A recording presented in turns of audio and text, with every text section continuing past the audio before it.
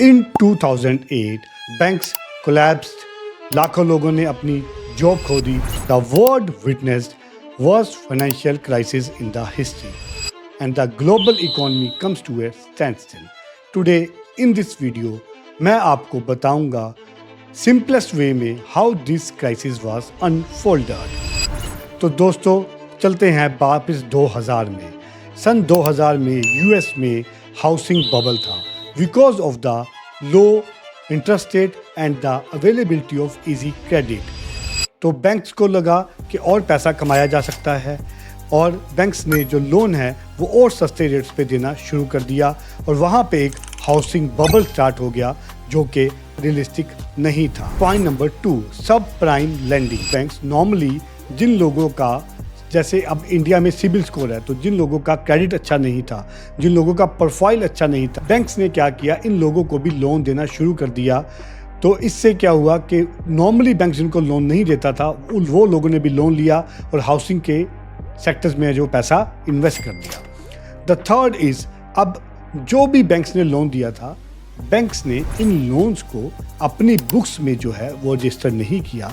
Rather than banks ने इन सब का क्लब करके बैक्ड सिक्योरिटी बनाकर they sell it to the big financial firms, big HNIs with the fixed interest rates and the fixed investment plans. सबको ये लग रहा था कि जो हाउसिंग के प्राइसेस हैं वो ऐसे ही बढ़ते जाएंगे, ये ना कभी रुकने वाले हैं और ना ही कभी गिरने वाले हैं.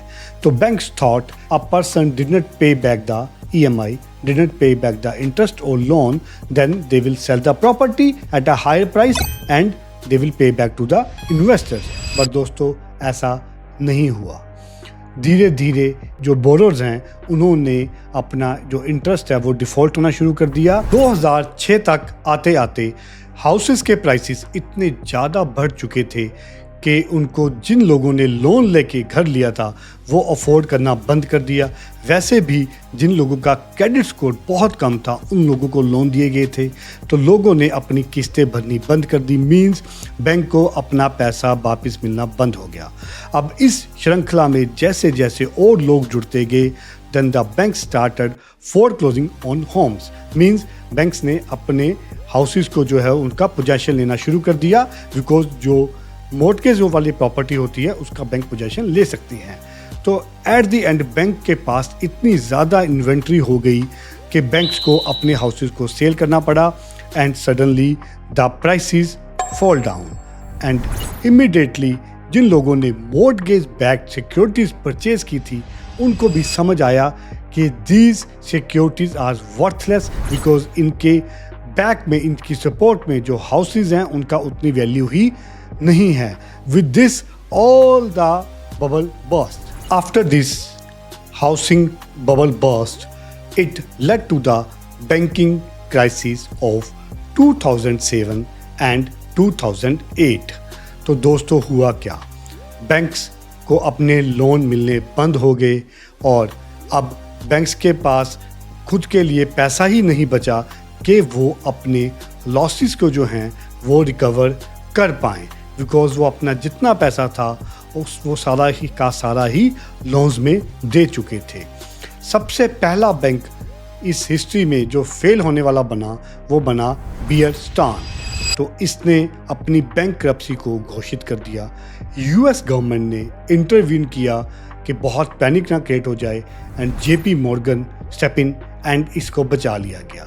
लेकिन दोस्तों इसके बाद 15 सितंबर 2008 को द बहुत बड़ा bank layman brothers collapsed. They filed their bankruptcy. It led to the worst failure of the US history. तो हुआ क्या दोस्तों, स्टॉक मार्केट क्रैश्ड, बैंक्स ने अपना लोन देना बंद कर दिया. The reason behind is, bank ने बोला कि अगर लोन पे बैक नहीं हुआ तो हम और फंस जाएंगे. बिजनेसेस के पास कैश फ्लो ख़त्म हो गया और बहुत से बिजनेस बंद हो गए और लोगों ने अपनी जॉब को खो दिया. Now the government step in. तो यूएस गवर्नमेंट के पास 2008-9 में और कोई भी चारा जब नहीं बचा, द यूएस गवर्नमेंट ने बेल आउट पैकेज निकाला $700 बिलियन का to save the financial institutions. This is called the TARP program, Troubled Asset Relief Program. साथ ही साथ में फेडरल रिजर्व ने भी अपने रेट्स को लोअर किया and pumped the $1 billion into the economy to save the financial institutions. और भी दोस्तों अक्रॉस द वर्ल्ड ये क्राइसिस फैला। This crisis led to the Europe and बहुत इकोनॉमीज को इफेक्ट हुआ। So what are the aftermath and the lessons learned? तो इसके बाद what happened? The 2008 global economic recession ने wiped out life savings of the people, destroyed multi-billionaire businesses, and the lakhs of people lost their jobs. In response, the US government enabled strict regulations to prevent from these kind of financial disasters. So friends, in conclusion, the 2008 global economic recession was the result of pure greed, reckless lending and poor regulations. So दोस्तों, tell me one thing, what do you think? So I hope like, share and subscribe our channel. Thank you for watching. We will see you in the next video.